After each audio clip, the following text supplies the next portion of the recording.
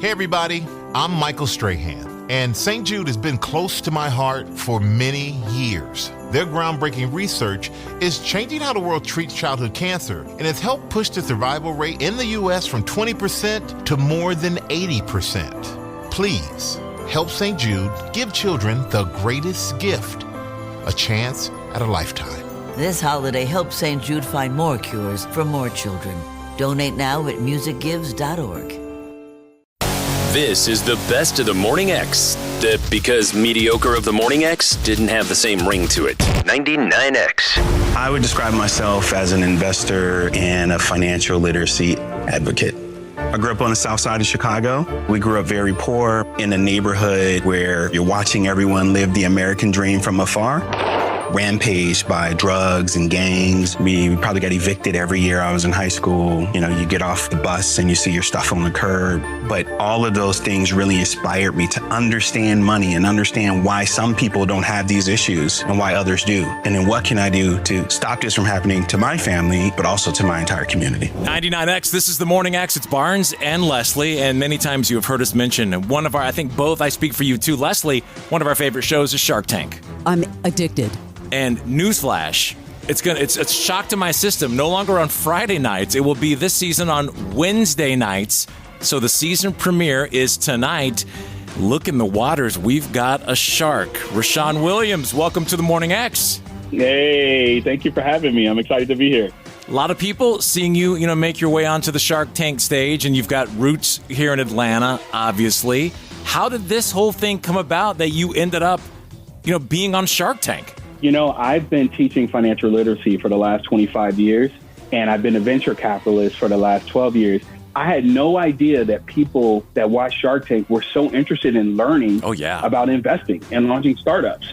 So I was going about my business, investing in great startups, watching them scale. I'm on CNBC talking about Coinbase and Robinhood and DraftKings IPOs. I was an early investor in those. And the Shark Tank folks reached out. And I was like, I'm not a celebrity, right? And they were like, yes, we know that, but we love how you teach. You bring a different perspective.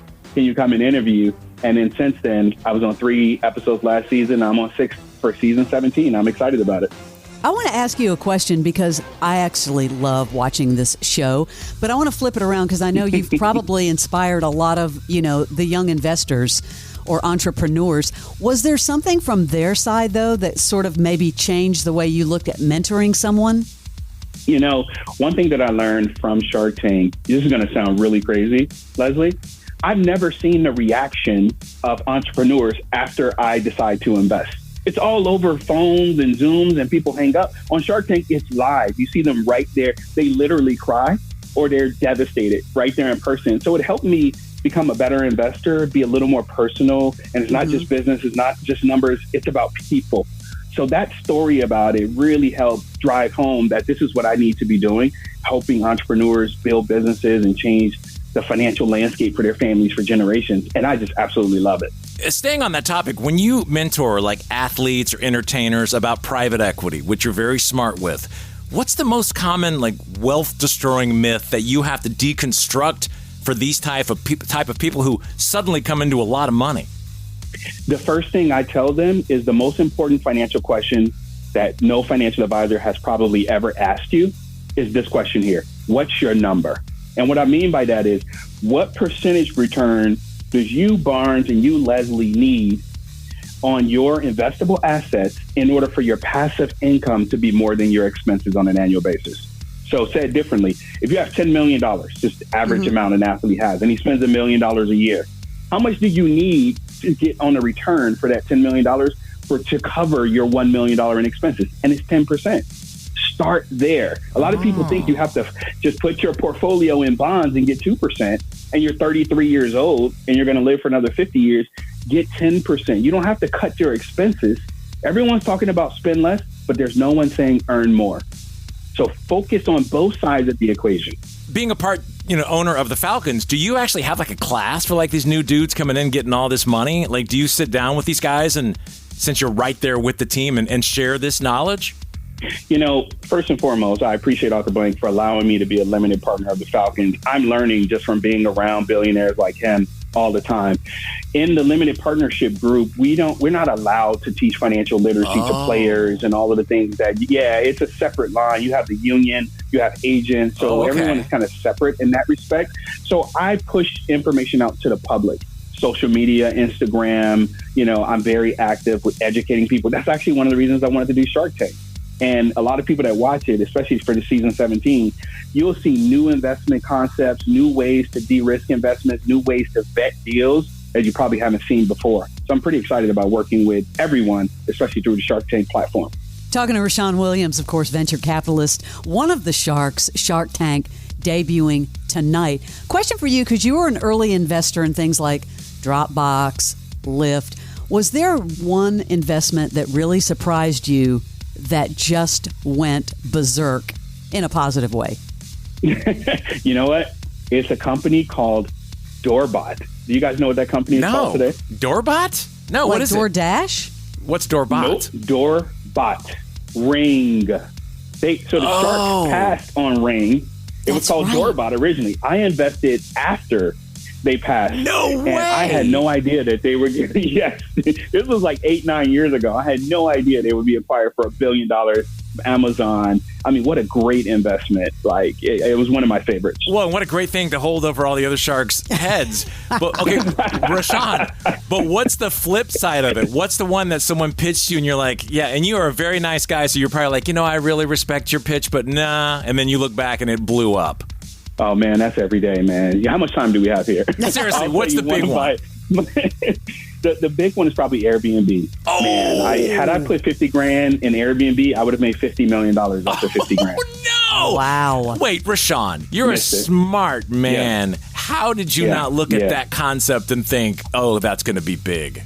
You know what? I'm not a smart man. You just called me out there. I'm not a smart man. If you miss out on Airbnb, you are not allowed to say you're a smart man. Yeah, but you got Ringbot or whatever, Doorbot. You got that one. Yes. Yep. I know you've been an advocate for Gen Z, really to become millionaires by avoiding doom spending. When you talk about doom spending, is that like, I don't know, spending too much on a car or too much on a house? Like, what do you mean by that? Yeah, I think you have to find a balance. And this is what I was saying before about your expenses. You have to be rational and reasonable, but also how much money your money is earning. It's an equation. It's just a math equation. So doom spending to me is constantly outspending your passive income or your active earned income. And you just see people going down this spiral where they're getting further and further in the negative. There are ways to cut it. There are ways to be more fiscally responsible. But again, it's a combination. I don't have a flat number that everyone should cap at spending. It's in relation to how much you earn from earned income or passive income. Rashaun, I've been trying to tell Barnes that. He spent $600 on some Nike shoes. No, they were $900. See what I'm saying, Rashaun? It's those shoes, Rashaun. It's those shoes that squeeze your feet and heat your feet. It's the Hyper Ice. Come on. You would invest in that. Oh, yeah. Those are badass. Absolutely. And look, Barnes makes $900 million a year. So right. You can spend $900 on shoes. Exactly. Hey there. I'm Paula Pant, host of the Afford Anything podcast. I help people make the smartest money decisions possible because, let's face it, money's too important to wing it. From investing strategies to economic trends to savvy travel, lifestyle design, and beyond, we're in this journey to financial independence together. Remember, you can afford anything, just not everything. So, afford anything. Follow and listen on your favorite platform. Rashaun, now you were guest sharking. Are you considered now a full-time shark, or are you still just guesting? I am. I've graduated from guest shark to reoccurring guest shark. I feel very proud about that. Okay. Well, Shark Tank, one of our buddies on the show, Ken Fuchs, is your director. And so I've spent a lot of time on the set watching, and I'm fascinated by it. He'll be like, you really want to sit here for 10 hours and watch? I'm like, absolutely, because they're like an hour long sometimes in the room. My question for you, though, is now you've done several episodes. When these guys come out of the doors and they come out, what's the biggest non-financial signal that you see that really makes you lean out already before they've even given you numbers or anything? Is there anything nonverbal? Because I think people could learn from that when they're negeating. You know, what a great question. And first of all, Ken is the man. Like, I love Ken. He's super awesome. amazing. Like, he's dope. So here's the thing about investing. everyone likes to follow patterns. They use pattern recognition. What did the guy from Ring look like when he walked out? And let me find the exact replica of that. I'm actually the opposite. I am definitely afraid that someone is going to try to scam me. So I'm starting from no. So for me, I'm looking for someone to convince me and move me to yes from no. My default is no. I'm from the south side of Chicago. We have trust issues just from the start. So when I look at people, I'm immediately thinking about the top 10 ways that startups fail. And I'm listening to him, looking for red signs that this is going to be a failure because I'm investing my family's money. Now, there's some things that people can do. They can have confidence and competence. Confidence plus competence. Not just confidence and not just competence. You need to have both of those. And when you have both of those, my ears start to perk up a little bit. I like that. Great advice. Well, they always say you should hang out with the wealthy and smart people. Do you kind of live up to do you agree with that? Like the more closer in proximity you put yourself to those people, the better you are? 100%. I stalk them. Okay, good. I stalk them all day, all night long. So let's He's not going to hang out with us. Let's get lunch soon, Rashaun, now that I've pulled you into that. All right.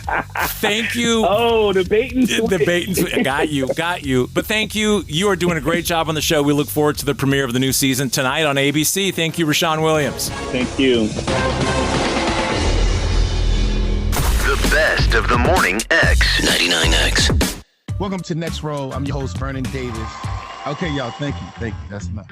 Please welcome Ryan Sickler. There's nothing that's made me feel better at my worst than laughing. It's changed my whole life. Ladies and gentlemen, Char Jackson. Would you rather an Oscar and make $5 million or no Oscar and make $50 million? Give me that Oscar. Oh, my goodness. Next Roll isn't about what's next. It's about why they do it.